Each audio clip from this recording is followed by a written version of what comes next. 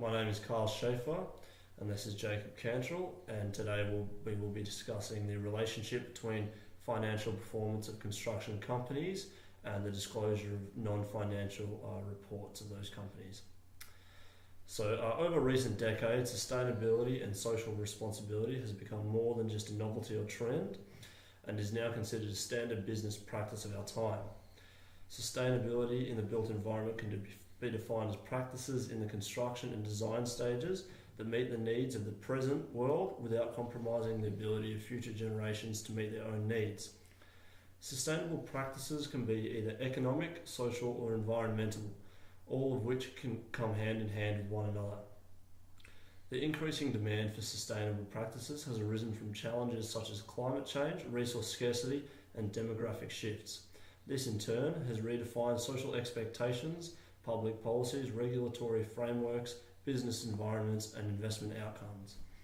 The challenges of sustainability lie within the need to satisfy both stakeholder needs and values whilst minimising negative impacts on both the global and local environment, community, society, and economy. The challenges associated with the current trend of sustainable practice has created both new opportunities and new uncertainties in the construction industry, causing Australian construction companies to address these changes today in order to be considered more competitive tomorrow. An environmentally sustainable business should attempt to meet the triple bottom line, ensuring that its processes, products, and manufacturing activities adequately address both the current environmental concerns as well as those of the future, while still maintaining a profit. To sustain economic growth, it is important to maintain the rate of growth without it depreciating or causing economic problems in the future of the organisation. In general, economic growth is a process in which the volume of goods and services that can be earned with the same amount of work increases over time. There are many factors to measure the success or failure of economic growth and its ability to sustain that growth. Social sustainability is an issue easily overlooked, however, is regularly faced by urban developments frequently encountered at the development application stage of a project. To effectively meet the needs of inhabitants, an adequate balance of social, environmental, and economic sustainability must be met for the success of any development. Through healthy, livable, and diversified projects, the needs and desires of individuals can be met, therefore enhancing social integration within communities. The topic article reviewed was titled "The Relationship Between Sustainability Practices and Financial Performance of Construction Companies."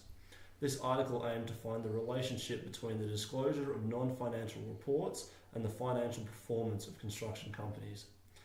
The study investigated the level of commitment to non-financial reporting by examining 44 Australian construction companies listed on the Australian Stock Exchange. It then related the findings to the financial performance of the companies through a variety of financial ratios. The article concluded that the majority of the 44 companies investigated demonstrated low levels of financial reporting. It could be seen that those that issued greater levels of non-financial reports tended to outperform those that didn't in a number of financial ratios. However, there were no relationships between non-financial reporting and financial performance that were sufficient enough to provide a definite conclusion. Our analysis of this report focused on exploring its validity and reliability, and in the process revealed a number of both strengths and weaknesses. Jacob will continue to elaborate on this point. Thanks, Carl. So what do we believe the relationship between sustainability and the financial performance is in today's construction market, and how does that relate back to this report? The first thing that I want to touch on is that although the report outlines the need for a shift in sustainability, the report doesn't outline any trends or costs in financial performance directly against environmental sustainability. So it doesn't give any real-time examples of where financial performance is. It just outlines, what companies report financially and what also report in non-financial ways, and then measures both their performance. The other thing I want to notice is that the paper was based upon 44 ASX companies. Now, these companies normally form the larger part of, the construction scale when it comes to companies. The HIA has some interesting statistics that they ranked that in the years 2013 and 2014, which is only a year after this study, they ranked that 20 of the world's of Australia's largest builders only held 29% of the stakeholding of the construction industry. What does this mean? It means that the industry majority is built upon tier 2 and tier 3 companies. So the way the construction companies are structured is that the tier 1 companies need larger overheads and can withhold larger costs to build larger projects. So for them, it's easier to find the resources to report financially and non-financially. So when you get down to these lower levels of the tier 2 and the tier 3 construction companies, even going down to your base residential guys, you often find that they don't even have financial reporting within themselves or externally any financial reporting. So this is where it gets a bit tricky, and I think where the report seems to find some lapse. The paper outlined a negative in both operating performance and the stock return, basically saying that sustainability does hinder financial performance, which I think is a big claim that they've made. There was a journal article released on Global Voices, and it basically introduced sustainability assessment through accreditation. So basically what they'd said was the best way to go about implementing sustainability is to have a assessment criteria and have a accreditation process for all building. Now, that report also gave rise that there's $20 billion a year in cost savings from sustainability. That report was done in 2017, so it's fairly real-time data. And that's an interesting thing that they've noted there. Where that gets astray is that $20 billion in savings doesn't go back into the major stakeholder in any construction development is the builder.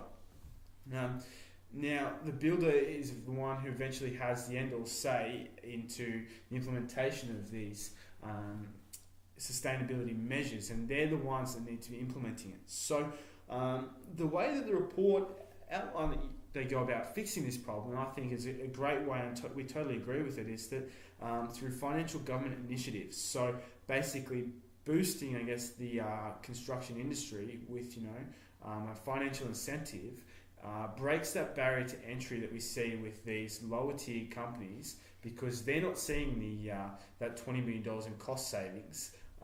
Whereas if you rearrange it and fund it at that lower level, it basically boosts the whole economy and makes a huge shift to sustainability. Doing this, then that's when, from a independent side of the construction companies, this is when we find that sustainability becomes financially feasible for all levels and tiers throughout the construction industry. Although there's a negative correlation between financial performance and sustainability, there's a few areas and sectors where no matter what the scale of the company, they can implement and find cost savings there and financial performance. To drill down on that in one area is that rubbish was one of the biggest factors that influenced sustainability, with Australia making the top 20 OECD companies. We have an approximate forecast of $2.2 billion annually is spent to rubbish disposal, and that comes from the construction industry alone, that $2.2 billion. So obviously this is a huge cost and a financial hindrance. So by companies implementing ways to break down that rubbish usage, and if they can break it down by half, that's a financial boost.